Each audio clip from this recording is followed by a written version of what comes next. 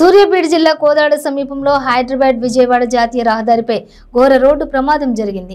మునగాల మండలం ఆకుపాముల వద్ద జాతీయ రహదారిపై ఉన్న మొక్కలను కట్ చేస్తున్న కూలీలను లారీ ఢీకొట్టిన ఘటనలో 2 మున్సిపల్ కార్మికులు మృతి చెందారు. మరో 2కి గాయాలయ్యాయి. ఇక మృతులు 2 రామాపురం గ్రామానికి చెందిన వినోద, దానమ్మలుగా గుర్తించారు.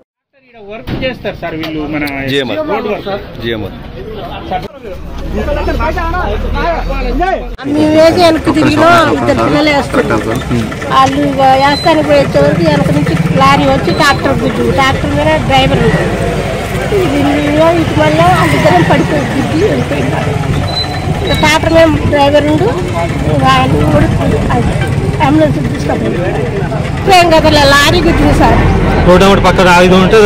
ఇక్కడ ధరమట ఆగితే గుద్దింది. వెనక కోళ్ళు పెట్టుకున్నాం, ముందు కోళ్ళు పెట్టుకున్నాం. మేము పని చేస్తుంటే వాళ్ళిద్దరేమో చెత్త వేసారు, మేమే ఇద్దరికి వచ్చాము. మాకే లైన్లో ఉన్నాము కాబట్టి మాకేం కాదు. వాళ్ళిద్దరు ధైర్యం ఉంటారు కాబట్టి వాళ్ళిద్దరు అమ్మాయి అట్లా అయిపోయింది.